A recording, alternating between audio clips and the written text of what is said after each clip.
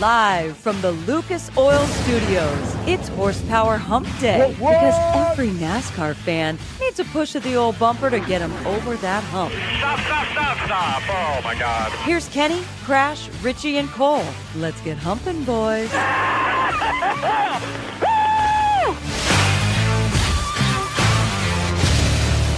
Freak Nation, this is going to be a fun little show here for you, Freak Nation. Coming up, we're going to have Christopher Bell join us this hour, along with our good friend Austin Dillon with Richard Childress Racing, who, by the way, do I need to remind you, happy bastards, who picked Austin Dillon? Thank you, ladies and gentlemen. Yeah. Mm-hmm.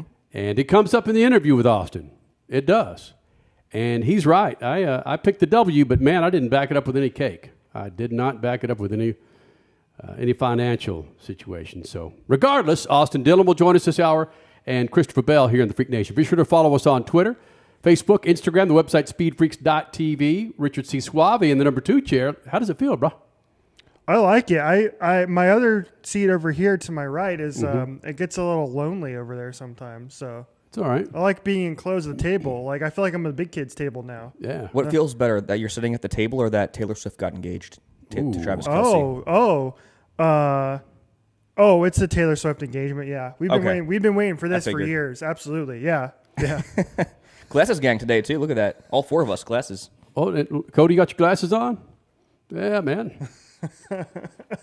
do kids still give kids grief about wearing glasses? I don't think so. I'm gonna call them 4 I think eyes. the bullying culture is pretty much done. Right. I would hope, anyway. Yeah. Been out of school for a while now. How do you feel when you leave one of these shows and I just bully your ass for 2 hours? I'm Italian. I love ball Boston. Yeah, We'd live for that. Cole Cusimano with that Dallas Stars lid on. Nice job. Thanks for supporting my Dallas Stars. Hey, let's go Yannick Sinner. Let's go. How about a close-up there, Cody? There it is. I have no idea who that is. Yannick Sinner, the world number 1 Italian. No idea. Italian tennis. No idea. Hey. Nope. We got a man down, man, but it's okay. Crasher is in Indianapolis for, my goodness, is this the 17th year of the Eric Medlin golf tournament put on by our good friends at Lucas Oil? It is I believe so. Yeah, it's been going on. Eric Medlin, if you don't know the story about Eric Medlin was a fantastic personality and, frankly, was an up-and-coming funny car driver in the NHRA. Lost his life while testing in Las Vegas many years ago. And what Morgan Lucas and Brandon Bernstein, J.R. Todd, and maybe other driver, they were the Brat Pack for the NHRA. When Eric Medlin lost his life, it was devastating. Of course, he was driving for John Force at the time, and his dad was the crew chief for John Force at the time. So Morgan created this Eric Medlin golf tournament where they would raise money, and now specifically for Peyton Manning's Children's Hospital at Ascension St. Vincent there in Indianapolis. And going on its 17th year, we've been a partner with it for that long. And my full explanation here, go and put that graphic up one more time, is that's where Crasher is. She is hanging out in Indianapolis. I'll be there as well for the Lucas Oil Eric Medlin Memorial Golf Tournament happening at Eagle Creek Golf Course in Indianapolis. Go to lucasoil.com, or more importantly, Richard, what's the website for the auction? There it is. The hell, I just put there it is. Attaboy, wake up with the Chiron. EricMedlinMemorial.com. You can bid on some badass freaking items. Richard C. Suave has his eye set on a few items. Yes, sir. You got Masters tournament tickets. You've got Caitlin Clark jerseys, basketballs. You've got all kinds of bourbon, Colts, Pacers, racing, Blink-182. Oh, yeah. Where you can actually bid on Freak Nation. So go to ericmedlinmemorial.com. Goes to a great cause. Thanks to our friends at Lucas Oil for making this as big as it is. And it sells out stat. And I think one team is going to be Tony Stewart, Clint Boyer, and Brandon Bernstein. That's a fun team. Yeah. Because it's going on in the weekend with the U.S. Nationals, which, of course, actually is a freaking 4-iron from Eagle Creek. And they just piggyback with that and get a bunch of dudes there from the drag racing motorsports community to be a part of it. So, yeah, man, that's where we're going to be hanging out this week. It's fun. I mentioned Christopher Bell coming up, Austin Dillon coming up. Of course, Darlington this weekend. Next weekend is really the ball buster when it comes to Bristol. We talked to Christopher Bell and Austin Dillon earlier this week, and one of the specific questions we asked was, what would you do differently with the playoffs? And I'm going to start with Austin Dillon first. I hadn't heard this conversation about how he would change the playoffs, but I think it's freaking brilliant. And then we'll follow it up with Christopher Bell and discuss a couple of these items from Austin Dillon and Christopher Bell. Austin Dillon with his take on what he would do to change the playoffs. What would Austin Dillon do differently with the playoffs for 2026, or are you happy with where they are? I like the excitement of the playoffs. I think it gives the fans always some drama to watch and be entertained by. I think one thing that I would change, the guys that are out of it, I think for playoff purposes probably shouldn't count as points. I think there should be 1 point in between the playoff people. So if I finish second and say Denny, who's in the playoffs, finishes 8th, I only beat him by 1 point. So you eliminate those guys that you're racing around, so those shenanigans don't go on. And then also, if you have one bad race, it's only a couple points in between yourself and the guy next to you. But in the end, I think the champion, usually shines in the playoff system. That's an extremely good point. What about points in the regular season? Would there be anything you would change there to further weight or not weight some race wins or stages? No, I mean, a regular season, I think they do a good job. I mean, I don't have any complaints currently. I'm fine with the way it is. I know there's a lot out there about bringing back the old point system and stuff like that.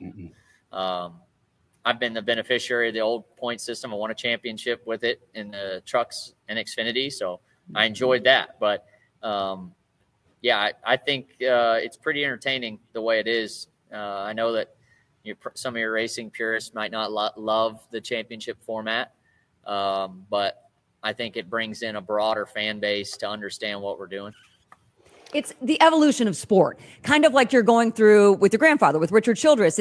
Everything evolves, everything changes. You have to just keep up with it to maintain, your identity. So yes, it's just hard to get the fan base sometimes to wrap their arms around it. Yeah. I mean, in sports, if we're compared to other sports, the best team throughout the year, usually, they might win the Super Bowl, but it doesn't really happen very often. Even in baseball, it's usually the hottest team at the right time, and that momentum has to hit. And it's the same thing with the PBR. I mean, you can win the regular season, but it's one tournament at the end that wins the gold buckle, and that's the only thing that people care about is the championship. So, got to get hot at the right time, be healthy, and ready to rock. Yeah, that's a well thought out and very unique answer in my opinion. I never heard that theory tossed around before, but I actually kind of like it. I mean, you're essentially limiting it to a 16-car field with all 40 or so cars on track, but condensing the point system. And I like that because you don't have, I guess, I wouldn't say fluky guys in the championship 4, but you have more deserving entrants. Like, for instance, last year, Kyle Larson, who had the most wins in the season, didn't even make the championship 4. Like, I think that would take that problem out of the equation. But there is something to be said as well for just that 10-race consistency and awarding that for that Final 4 deserving drivers.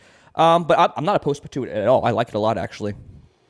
Richie, I like how it takes away some of that edge from the people that talk about this playoff sets up for someone that doesn't deserve the championship, to where, again, Denny Hamlin, Kyle Larson, or Christopher Bell, dudes that have rattled off multiple wins this year, aren't out by the second race.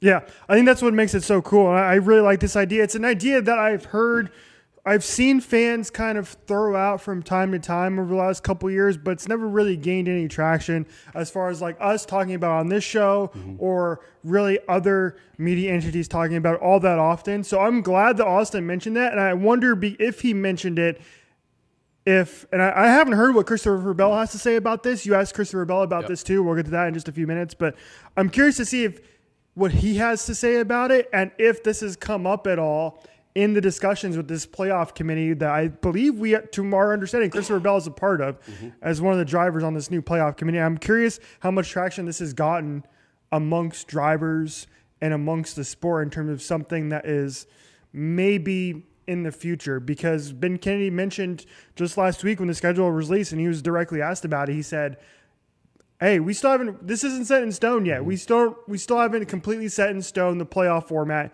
yet, and it still could change. So I'm curious if that is, because that would be an easy change to make, I feel like, as opposed to going and changing the rounds and changing everything else about it and making the championship a 3-race championship race. I feel like just changing the point system is so easy to do. Mm-hmm. Yeah. You're not completely dismantling what you've established over how many years? 12? How long have the playoffs been going on? 20. This format since 2014. Okay.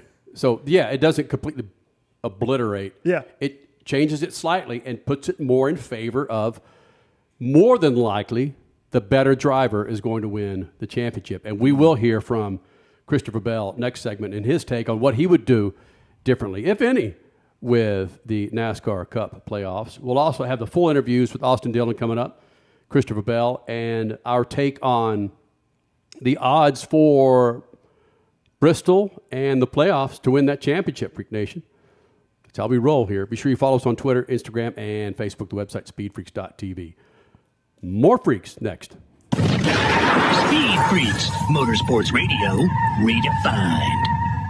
Freak Nation, head to your local General Tire dealership now to check out the latest additions to their product lineup. The Grabber family of tires are engineered for durability and feature innovative performance features that offer all-terrain capability, blending exceptional off-road durability and impressive on-road performance, all while sporting aggressive style. For outstanding off-road performance coupled with strong street manners, look no further than General Tire. General Tire delivers for whatever you do, and the official tire of Speed Freaks since 2001. This freaking segment is brought to you by our friends at Lucas Oil. Now, what automobile do you have in the garage? I bet Lucas Oil could keep that thing fat and happy and on the road. From everyday car care, heavy-duty trucking to agriculture, hot rods, classic cars, motorcycles, and marine, Lucas Oil has what you need to keep those engines, interiors, and exteriors looking like and running like they're supposed to be. For more information, go to the website, lucasoil.com, and find the perfect Lucas Oil product. Keep your rides on the road. Since 2022, the Enjoy Illinois 300 and Worldwide Technology Raceway has been nothing short of spectacular. Side-by-side racing, intense battles, flared timbers. It's now the second race of the NASCAR Cup Series playoffs. All the excitement and the added drama of championship elimination. Go fast or go home. Get your tickets now at WWTRaceway.com. Sponsored by the Illinois Office of Tourism and Discover Downstate Illinois. Speed Freaks, Motorsports Radio, redefined.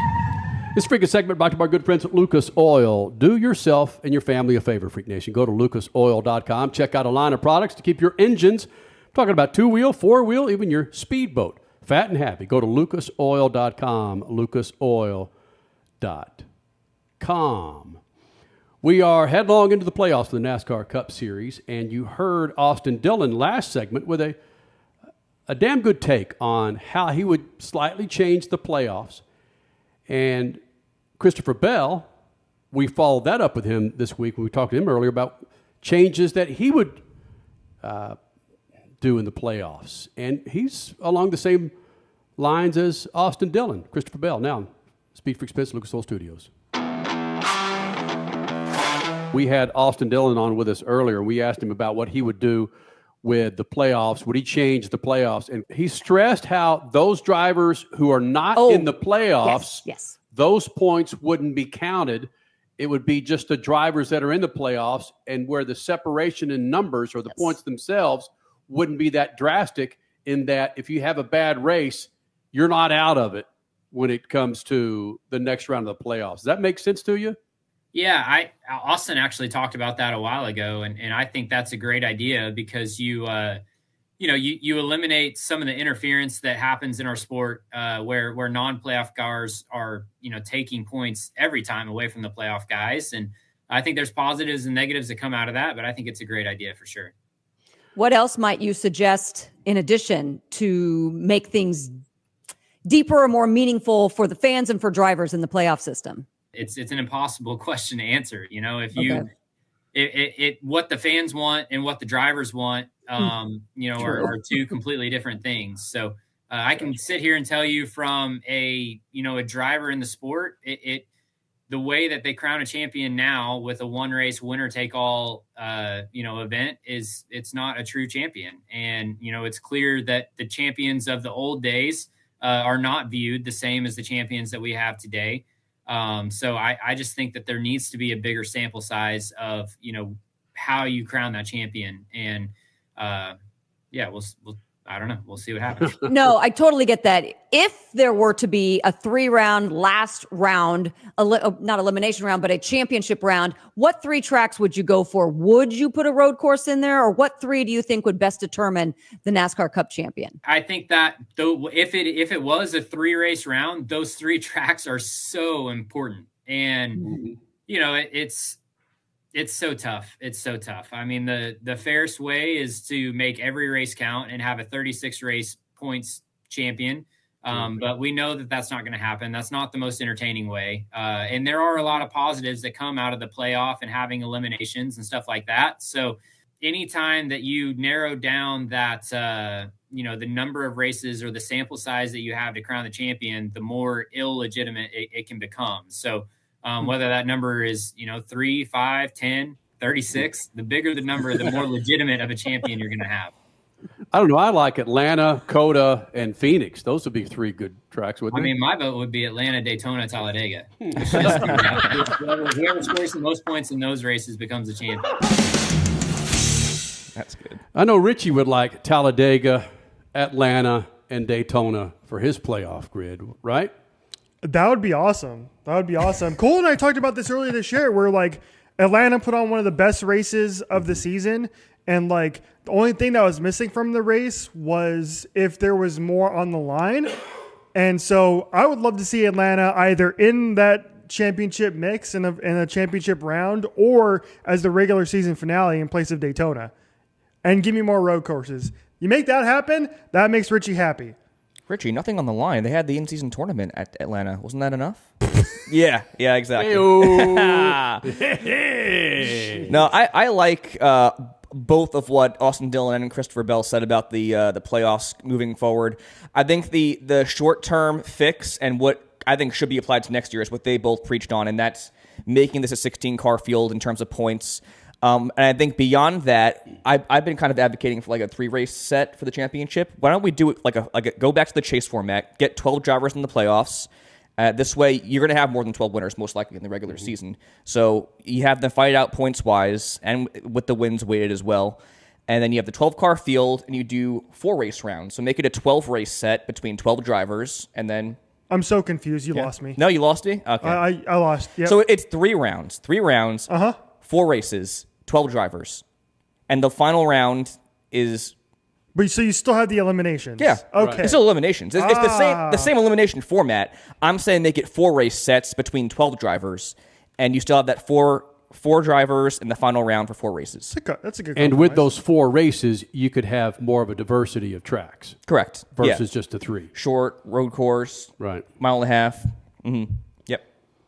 I think there's a solution out there. It's just, I think Austin or Christopher Bell made a point that it's, do you want to satisfy the fans? You want to satisfy the drivers? You want to satisfy the team? Do you want to satisfy the series? There's so many. And the TV networks, too, yes. as we learned earlier this year, that the TV networks, NBC, because they're the ones that own the rights to airing the playoff races, has a big say in this as well. So, again, follow the dollars. That's where it always is, regardless. Follow the freaking dollars. You're paying billions of dollars for a freaking TV contract. I think they got a pretty big say on what you do, Richie. Yeah. Yep. Right? Yep. It was $7 billion over the course of 7 years that NASCAR's making on their TV contracts now. Obscene. Incredible. Yeah. Show me the money. Yeah. Just absolute bananas. Real quick, can I go back on something Christopher Bell said? Sure. which I thought was funny. He was like, "Yeah, I think the one race championship it sucks and it takes away from the championship."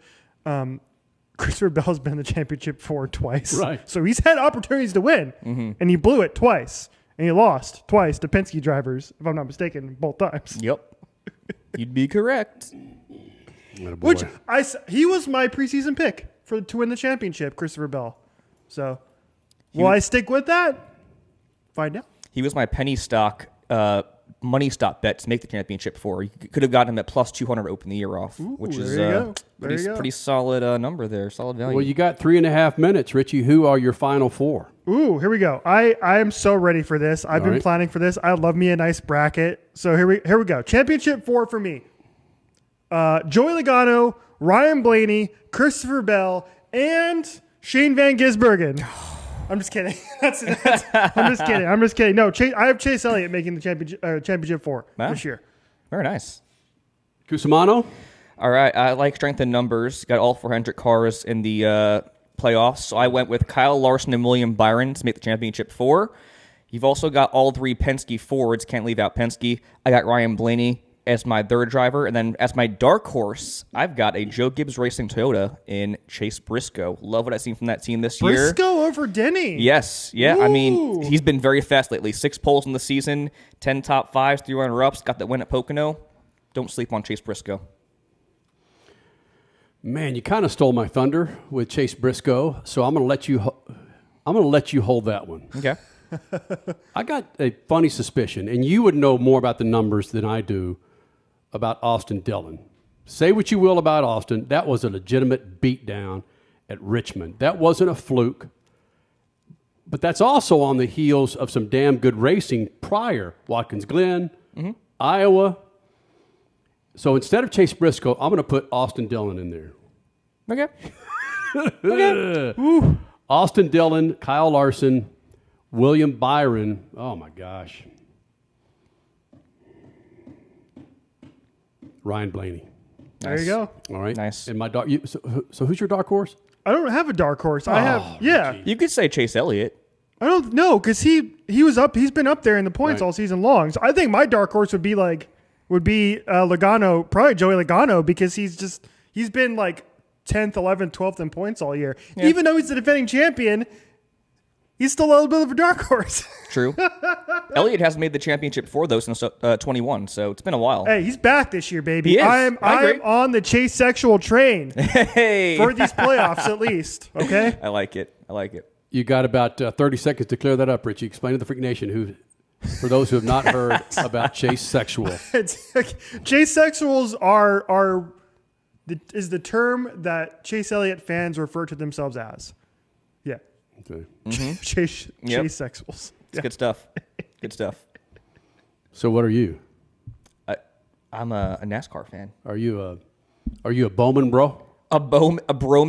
Yeah. A Broman? I'll take a Broman. Yeah, why Right. not? Yeah, Arizona guy. Yeah. Yeah. All right. I told you we got Alex Bowman next week. If you I'm a Shane Van Giz fan. There we go. Hey. There we go. Or part of the boring bunch. The boring bunch. That would be good, just sitting next to a dummy of William Byron and you're just going. Joey Logano, by the way, is 18-1 to win the championship, so that does count him to be. He's like halfway through. He's 1, 2, 3, 4, 5, 6, 7th favorite to win the championship. But listen, we have nothing to lose here. That's why I was hoping you guys would go with a dark horse. So that's why I went with Austin Dillon. Yeah. You put it out there, man. You're 1 for 1. You chosen to pick Richmond. All of us were like, you idiot. We got a break. You all right? I was going to say darker than Briscoe. I'll go Chastain. Okay. There you go. So okay, got it. All right. Freak Nation, speaking of Austin Dillon. So it's a good time with the guy. He joins us next. SpeedFreaks Pits, Lucas Oil Studios. Speed Freaks, Motorsports Radio, redefined. Freak Nation, head to your local General Tire dealership now to check out the latest additions to their product lineup. The Grabber family of tires are engineered for durability and feature innovative performance features that offer all-terrain capability, blending exceptional off-road durability and impressive on-road performance, all while sporting aggressive styling. For outstanding off-road performance coupled with strong street manners, look no further than General Tire. General Tire delivers for whatever you do, and the official tire of Speed Freaks since 2001. From the labs at Lucas Oil Products, Lucas Oil Complete Engine Treatment is a multifunctional cleaner plus lubricant. For every fill-up of gas or diesel, add one 16-ounce can of Lucas Oil Complete Engine Treatment. One bottle can treat a tank of up to 21 gallons. Its special additives allows a better fuel burn to help increase your miles per gallon. Expect longer engine life, longer oil life, cleaner exhaust, and less fuel consumption. Lucas Oil, it works. Since 2022, the Enjoy Illinois 300 and Worldwide Technology Raceway has been nothing short of spectacular. Side-by-side racing, intense battles, flared tempers. It's now the second race of the NASCAR Cup Series playoffs. All the excitement and the added drama of championship elimination. Go fast, go home. Get your tickets now at www.raceway.com. Sponsored by the Illinois Office of Tourism and Discover Downstate Illinois. Speed Freaks, Motorsports Radio, redefined. Freak Nation, coming up in moments, Austin Dillon, your Richmond winner, will be joining us here in the Freak Nation. But first, our friends at General Tire say, hey, man, check it out, GeneralTire.com. That's GeneralTire.com to check out a line of tires to keep all your hot rods safe on the road. Go to GeneralTire.com.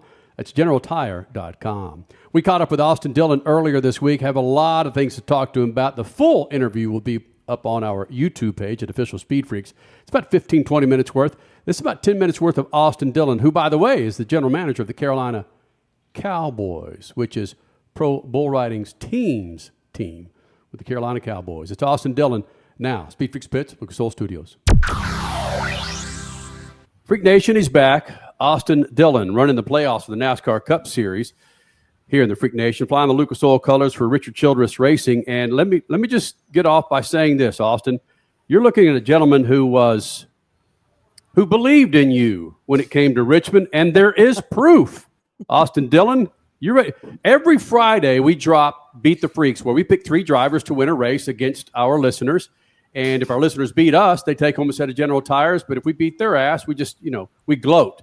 So here were my 3 picks prior to your Richmond win, all right? Christopher Bell, Alex Bowman, and Austin Dillon.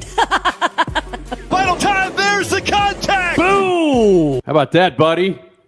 Hey, you caught a dub. Way to take a bold shot there. I mean, we did have a 3-second lead before 2024. I don't know how bold it was.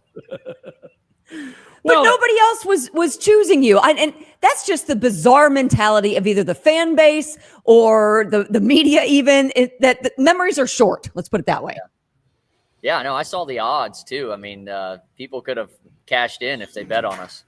Exactly. Yeah, Kenny, how'd that Well, that's that work my out? mistake, because I didn't follow up my picks with a damn bet. If I would have raked it in, but evidently it was 5,000 to 1, and then going into the race after you qualified, it was 3,000 to 1. Still, I could have made a couple of house payments, Dillon. There you go. Just got it.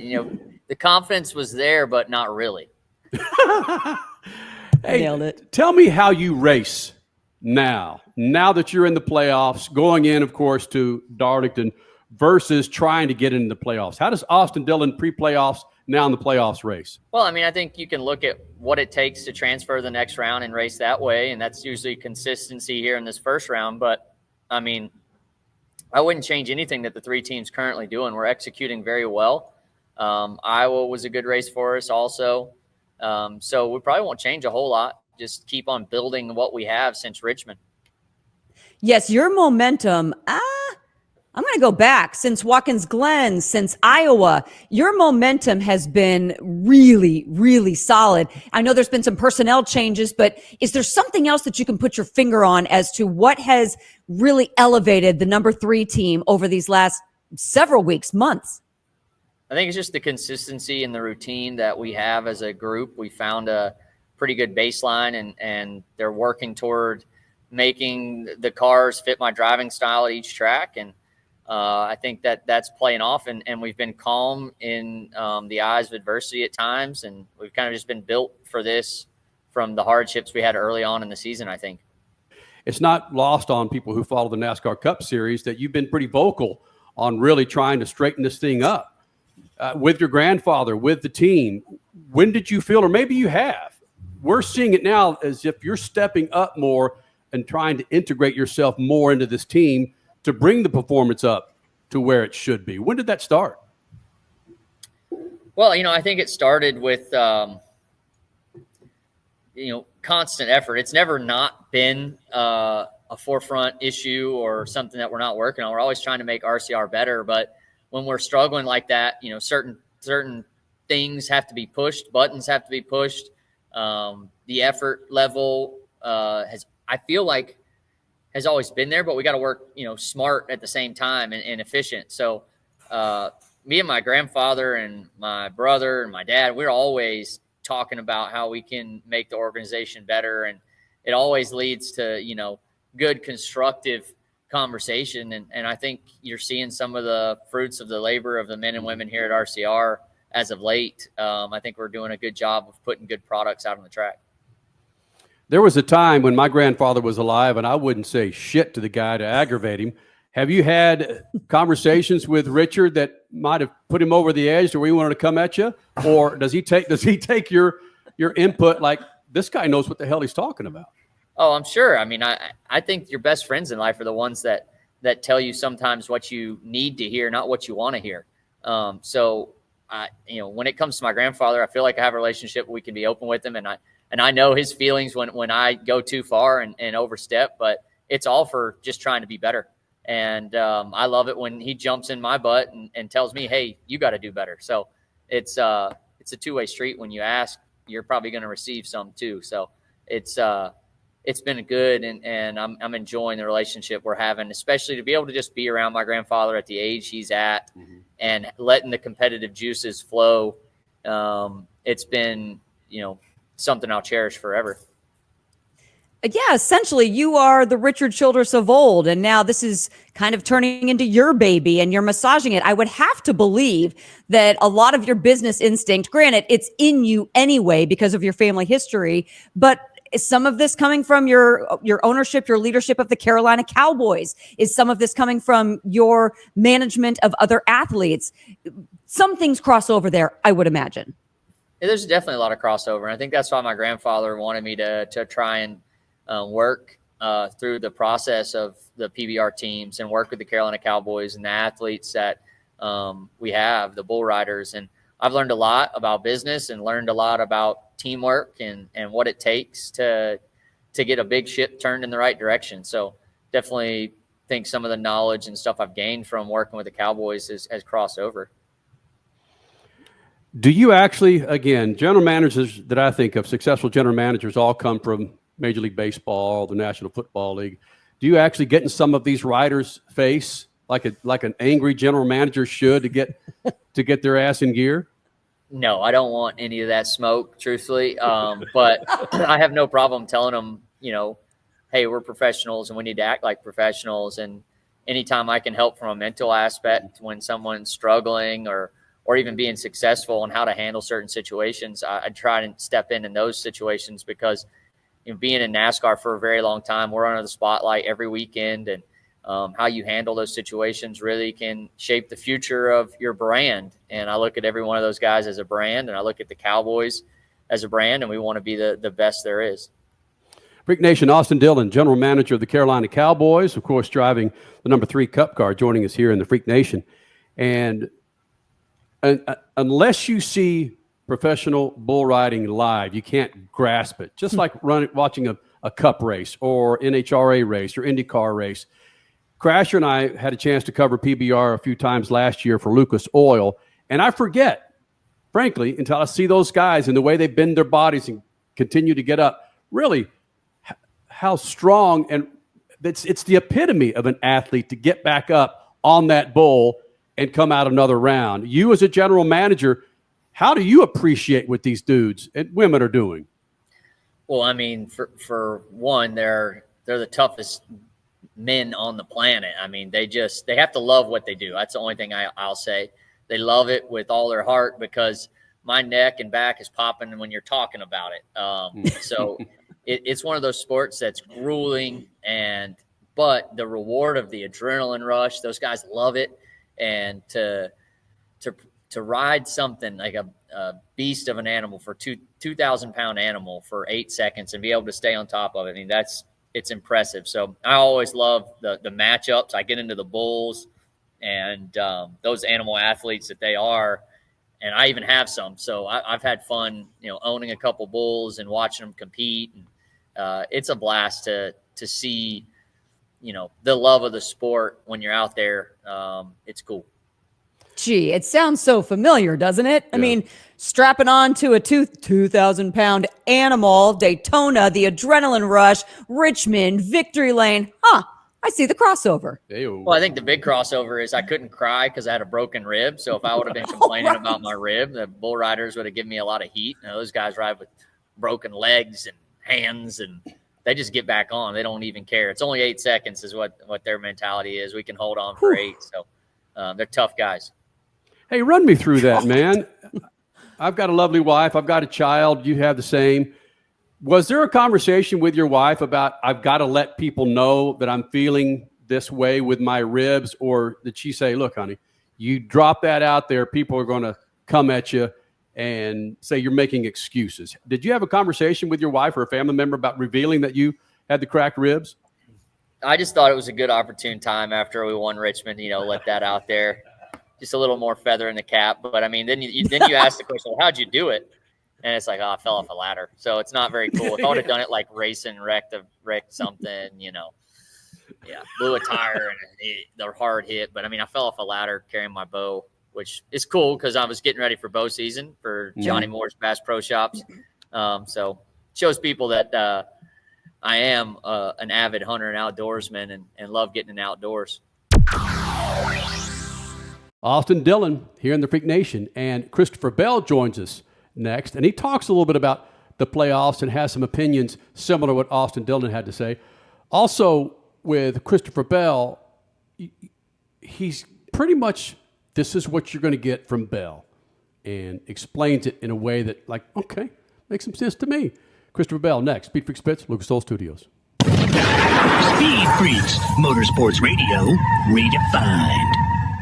Since 2022, the Enjoy Illinois 300 and Worldwide Technology Raceway has been nothing short of spectacular. Side-by-side racing, intense battles, flared tempers. It's now the second race of the NASCAR Cup Series playoffs. All the excitement and the added drama of championship elimination.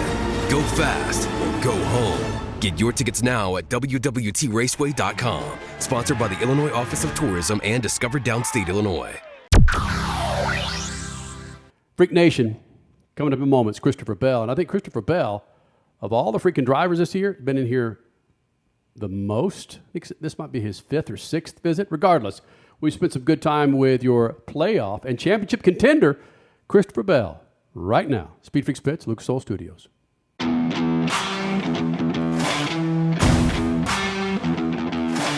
Freak Nation, he's back. Christopher Bell joining us here in the Freak Nation. Again, getting set for the 2025 playoffs in the NASCAR Cup Series. But before we go any further discussing those playoffs, Christopher Bell, I'm a little aggravated at the cover of the new NASCAR video game. You want to know why?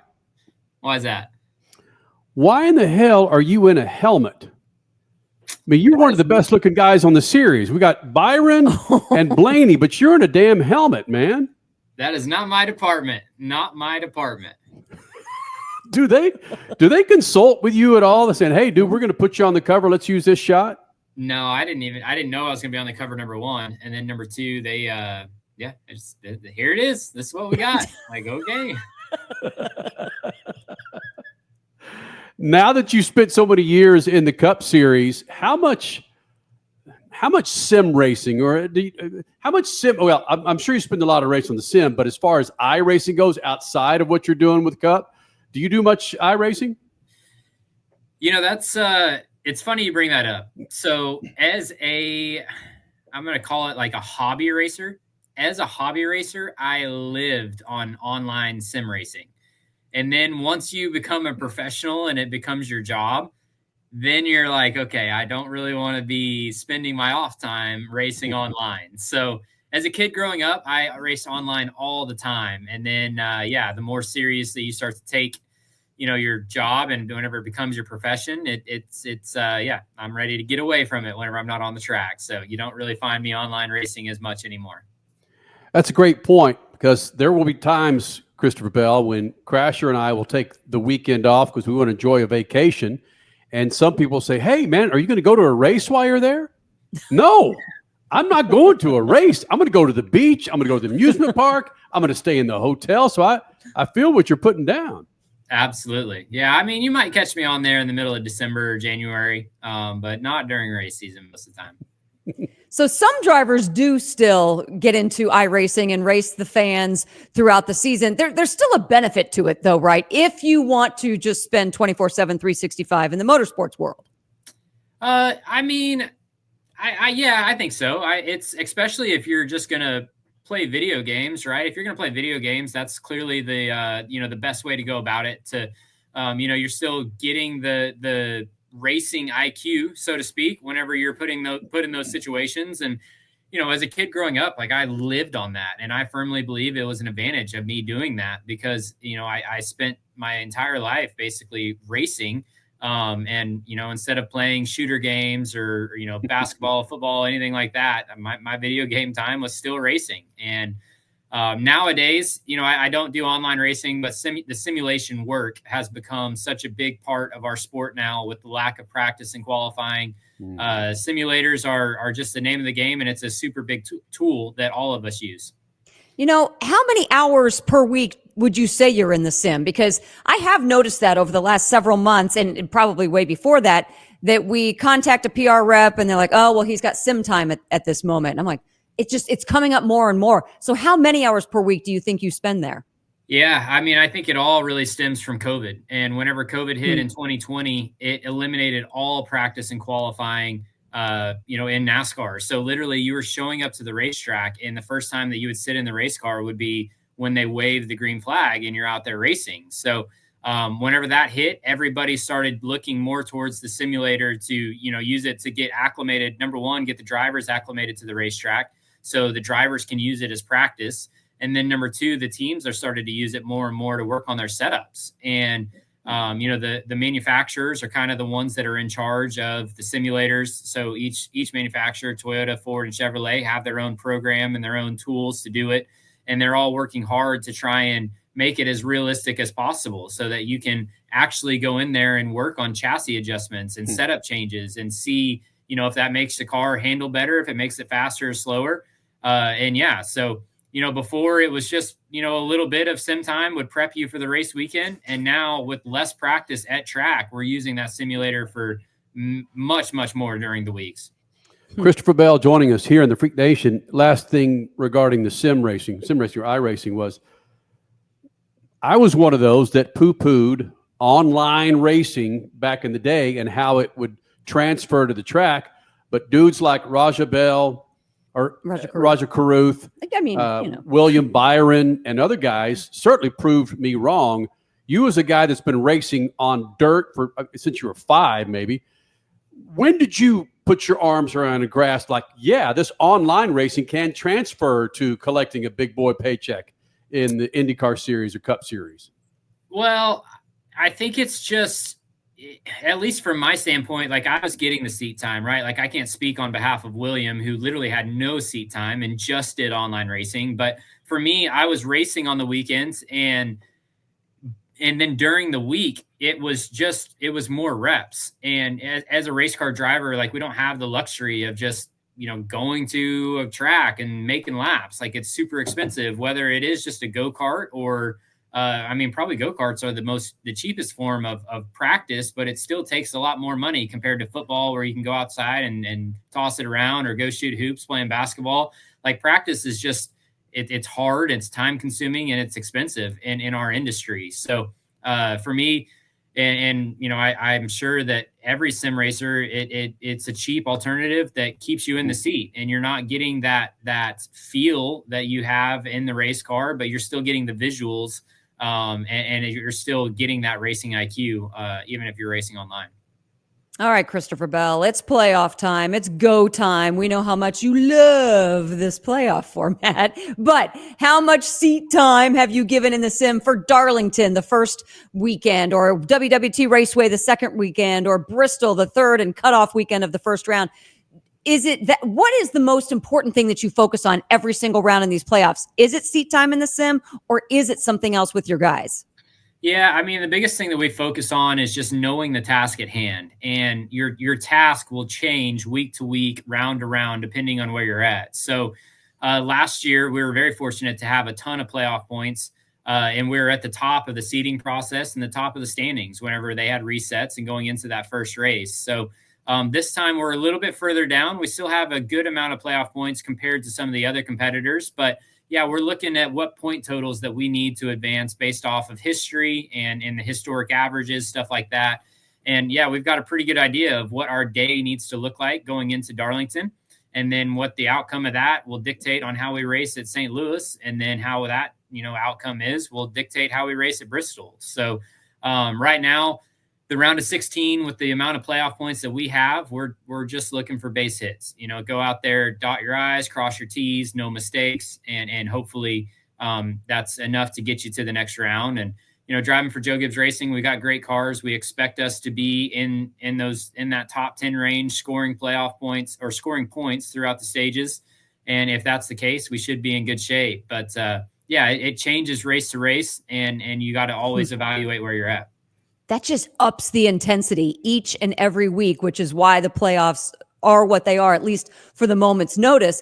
But man, it's just, how do you compartmentalize that stuff? How do you change your mentality week to week? Or is this kind of routine now?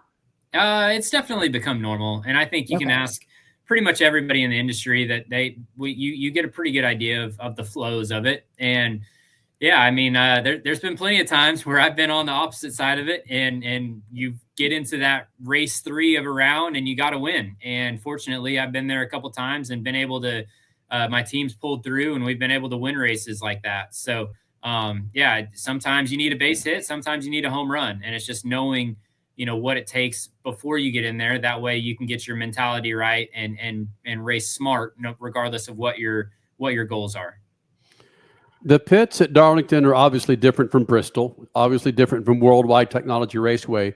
During the week, do you and your pit crew work on simulation of Bristol versus Darlington or Worldwide Technology Raceway, or just when you're there at the track?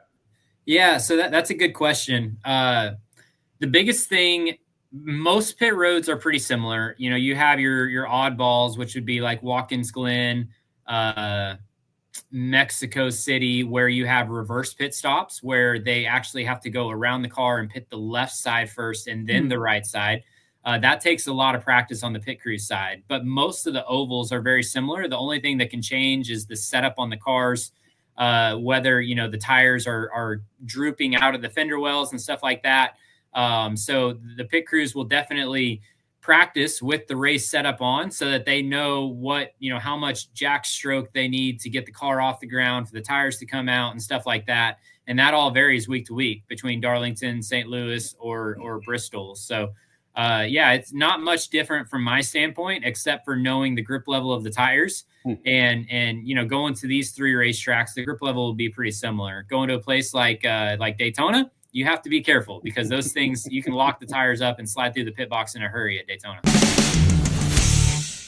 Christopher Bell here in the Freak Nation, sitting top 5 to win, in the odds to win the NASCAR Cup Series Championship for 2025. Coming up next, Connor Zilisch, he put it out there. Well, him and Trackhouse. One of the nicest cats you'll ever meet. Not even old enough to drink. Connor Zilisch going Cup racing. Is it a mistake that they're moving him up to Cup? Is it too soon? At one time, I thought it was. That's next. SpeedFreaks Pits, Lucas Oil Studios. SpeedFreaks, Motorsports Radio, redefined. Next to your vehicle's engine, your transmission is the most important component of your car. If it's not properly maintained, your car may not shift properly. By adding Lucas Transmission Fix to your transmission, it cleans and lubricates sticking valves for proper shifting, renews worn bands to stop slipping, stops seal leaks, will not void new car warranties, contains no harmful solvents. Lucas Transmission Fix. It works. This freaking segment is brought to you by General Tires. General Tires delivers for hot summer treads. For more information on what tires fit your ride, go to GeneralTire.com. Performance, passenger, light truck, SUV, they got them at General Tire. Go to GeneralTire.com. Again, GeneralTire.com to find the tire for your ride. General Tire, over 2 decades as the official tire of Speed Freaks. Since 2022, the Enjoy Illinois 300 and Worldwide Technology Raceway has been nothing short of spectacular. Side-by-side racing, intense battles, flared timbers. It's now the second race of the NASCAR Cup Series playoffs. All the excitement and the added drama of championship elimination. Go fast or go home. Get your tickets now at WWTRaceway.com. Sponsored by the Illinois Office of Tourism and Discover Downstate, Illinois. Freak Nation, head to your local General Tire dealership now to check out the latest additions to their product lineup. The Grabber family of tires are engineered for durability and feature innovative performance features that offer all-terrain capability, blending exceptional off-road durability and impressive on-road performance, all while sporting aggressive styling. For outstanding off-road performance coupled with strong street manners, look no further than General Tire. General Tire delivers for whatever you do, and the official tire of Speed Freaks since 2001. Speed Freaks, Motorsports Radio, redefined. All right, Freak Nation, don't forget speedfreaks.tv, the website, of course, Facebook, Instagram, and our good friends there at TikTok and Twitter. Be sure you follow us, Freak Nation. We're blowing up, baby. We're blowing up. Hey, Richie, did you see that Connor Zilich's old man kind of blew up Reddit the other day? No, I didn't, actually. Someone called Connor Zilisch an entitled 18-year-old. And his dad, Jim Zilisch, said, he's 19. That's it. And they went bananas. That's a great comeback. Right? I love that. Nice. When someone says he's entitled, and it's tough to come off not being a Connor Zilisch snorkeler, but as we talked about last Sunday night, Connor Zilisch is my little indie band that I discovered in a club in some backwoods joint many years ago, and now that band is starting to blow up. That's Connor Zilisch 2 or 3 years ago coming in here at 15, 16 years old in the Freak Nation, and now look at him. He's got a full-time cup ride next year. And we asked this question last Sunday, and I think Cole had a lot of time to think about this, and because I think next, are you the second or third snorkeler, deep snorkeler from me? I know Crash is, but do you think you ride with horse snorkeled him of Zilisch? Of Connor's, what's not to love? It's generational talent. He's a superstar that we're witnessing before our eyes. Look, when Will Power comes out, arguably one of the greatest, top 5 Champ Car, IndyCar pilots of all time, comes out and says, I think you're making a mistake. This guy should be representing the United States in Formula One.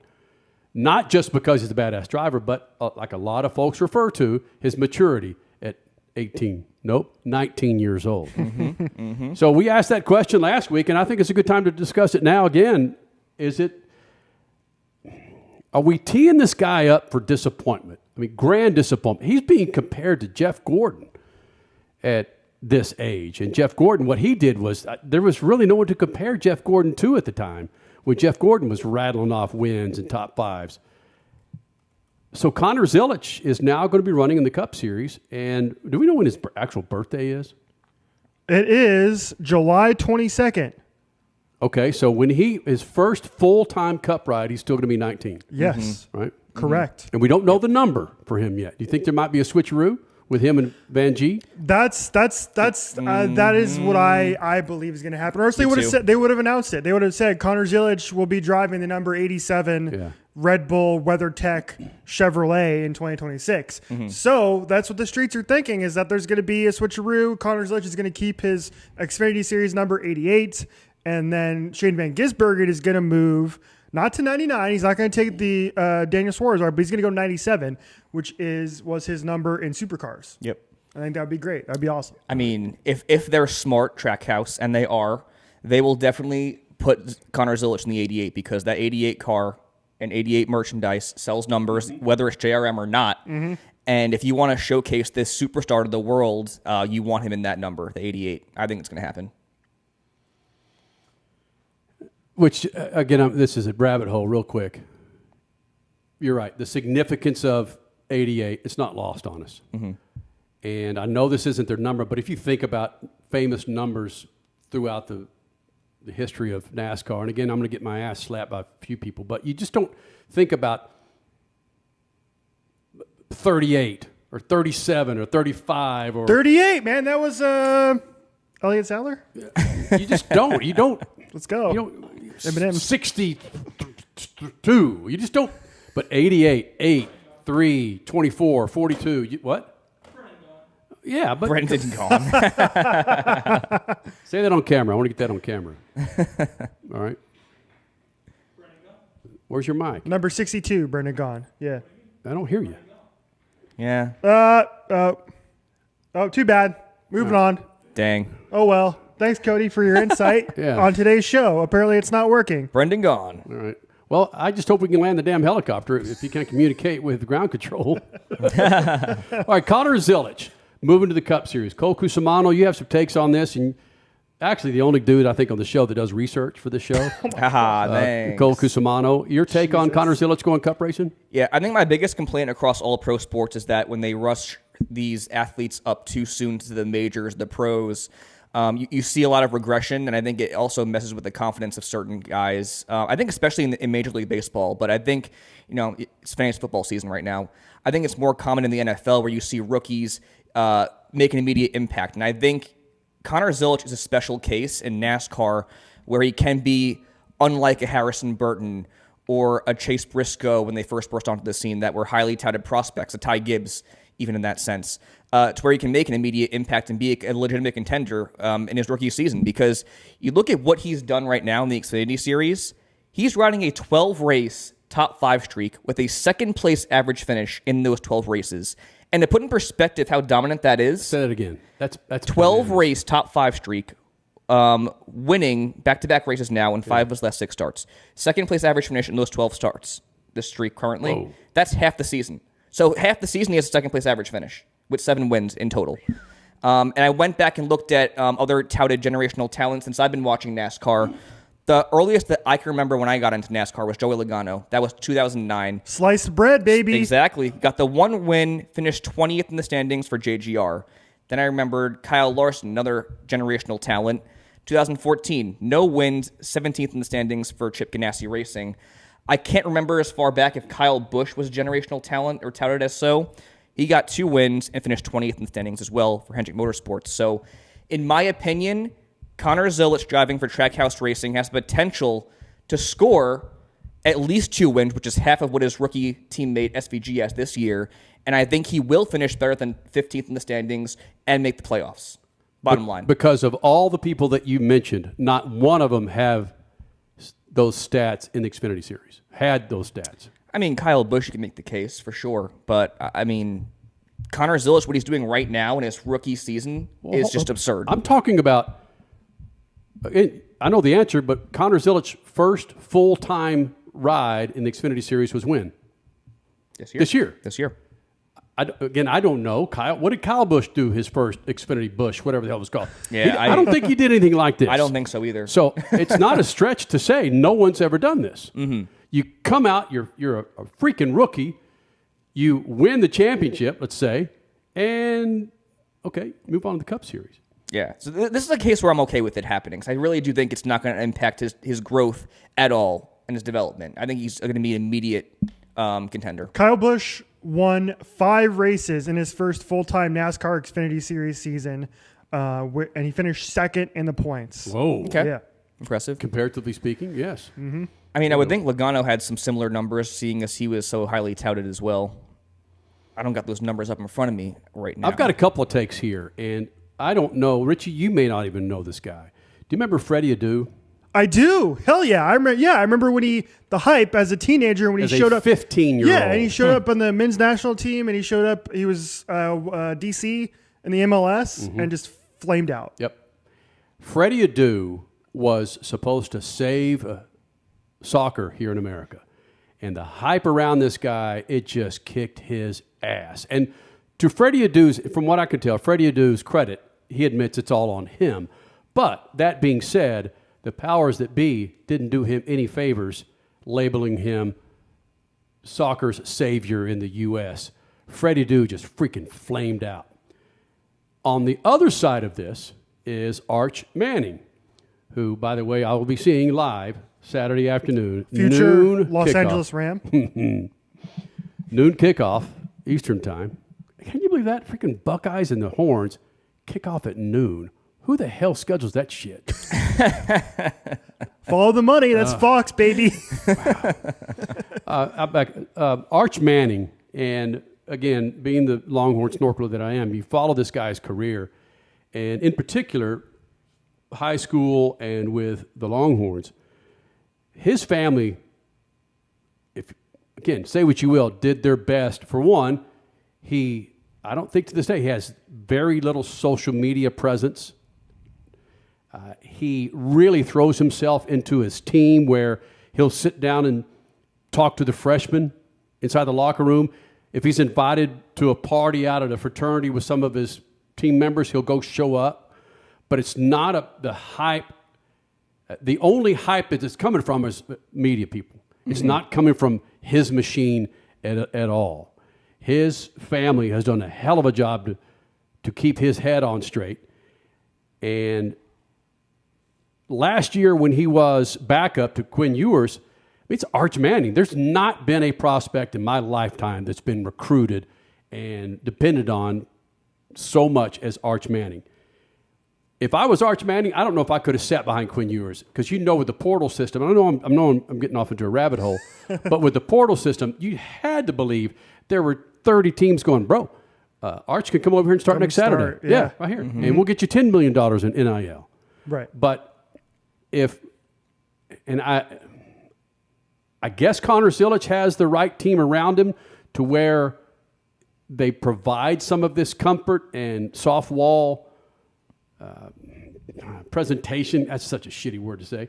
That Arch Manning has had to where Arch Manning, if he crushes it this year, does he go pro? I don't know. That's another show. But I'm just hoping that there's enough people around Connor Zilisch because I'm still going to go back to my original opinion. I think it's too soon for Connor. Not because I think he's going to fail.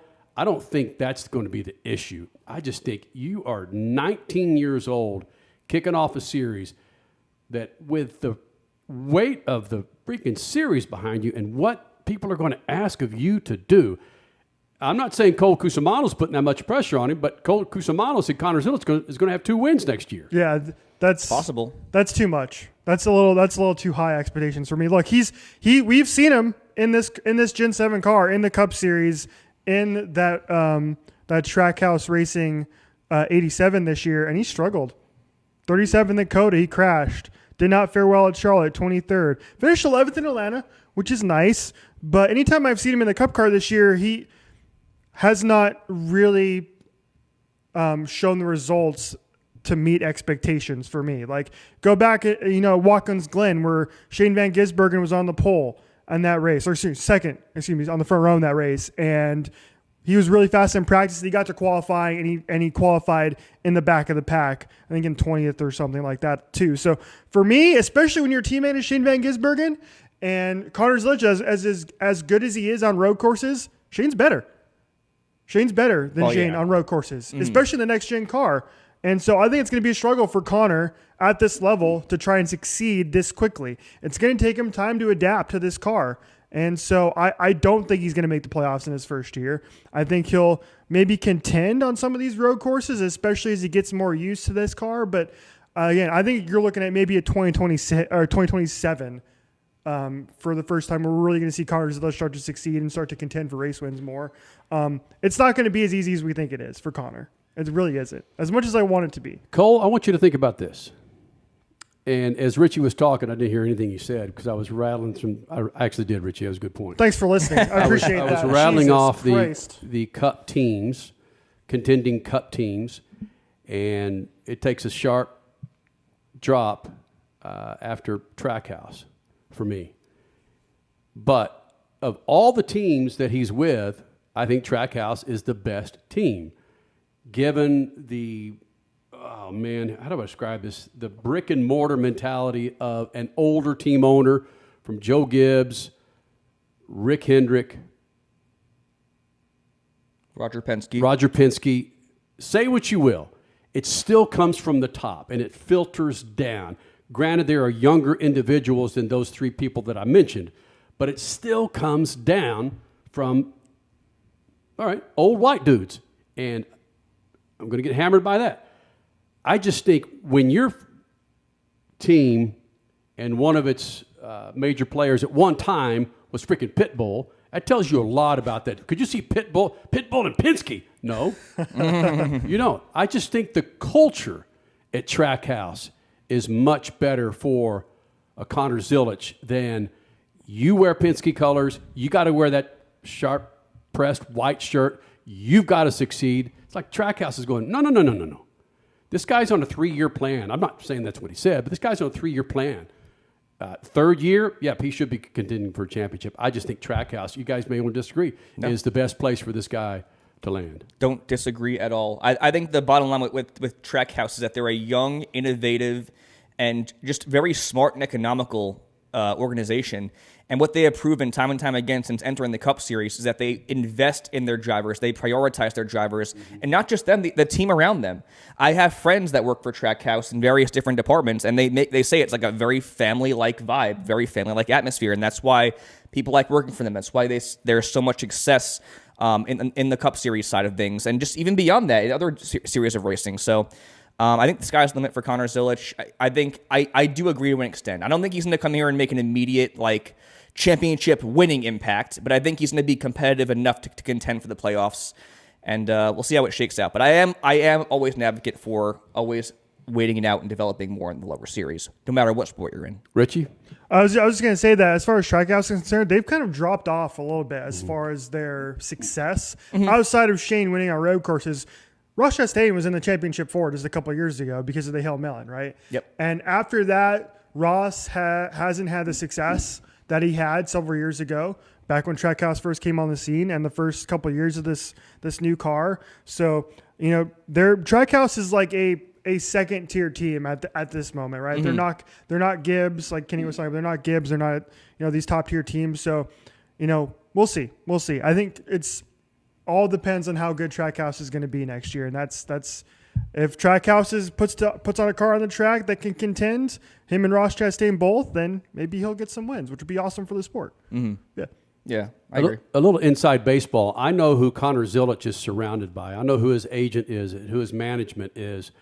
I know where he came from, and I hope that he's prepared. And I'm not saying that because it's a negative take on who has surrounded the guy over the last couple of years. I think it's advantageous who's been around him. And when you hear cats like, Baldwin. Tommy Baldwin? Tommy Baldwin. I think I saw somewhere where Tommy Baldwin said this guy is going to be the next Jeff Gordon. And one word that he used that many folks tend to use is his maturity. Shit. I don't think my balls dropped at 19. Kevin Harvick, same thing. Compared him to Jeff Gordon. Said he's the most polished, well-rounded young driver that's come into the Cup Series since Jeff Gordon. Whoop. He's got an eye for talent. That's heavy, man. That Kevin Harvick. And Dale Jr. as well. I mean, come on. Yep. All right, Freak Nation, thank you guys for being a part of this big old thing, man. Be sure to follow us on Twitter, Instagram, Facebook, TikTok. Richie, damn it, are we about 500 away on YouTube to get 10,000 followers? We're close. We are very, very close. Yeah. Damn it. 10K, baby. Right. All right. Money Stop's going to help with that case this weekend. Oh. Got you guys killed it last week. Yes, we did. Ryan Blaney. Right. Yeah, we got it. We got all the goods for Darlington. All right. All right, Freak Nation, thank you guys for being a part of this. Later.